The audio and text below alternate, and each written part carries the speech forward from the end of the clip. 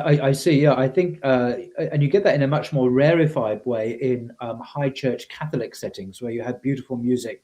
You have Bach or Palestrina or something play with a choir and an organ and so on. Or you can have something like a pop concert where you, particularly in American mega churches, where they have guitars and drums and people really going for it. And it whips up the emotions. Everyone gets really excited. And you think, wow, I can really feel the presence of God. But actually, what they're doing is it's a human emotion because of the buzz of the place. It's like going to see a concert. It's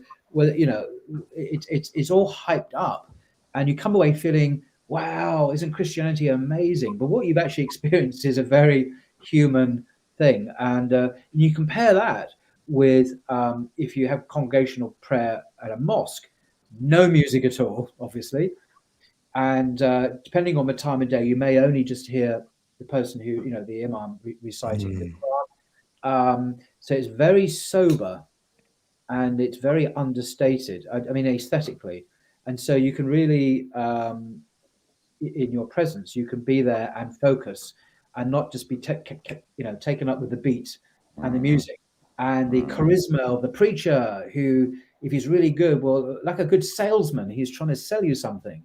You don't have any of that. It just doesn't exist in Islam. But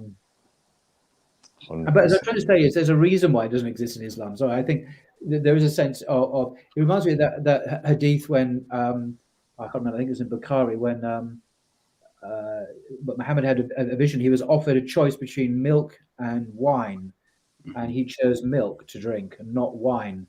And I think in that kind of, wine makes you inebriated, it makes you happy and all this, but it's not real. It's chemically induced. Whereas milk is just nutritious and healthy and keeps you, in a good place. Whereas wine can go off into, So I think that there's a difference between that, even just in the symbolism of wine and milk there in that hadith. It's nutritious and healthy for those that aren't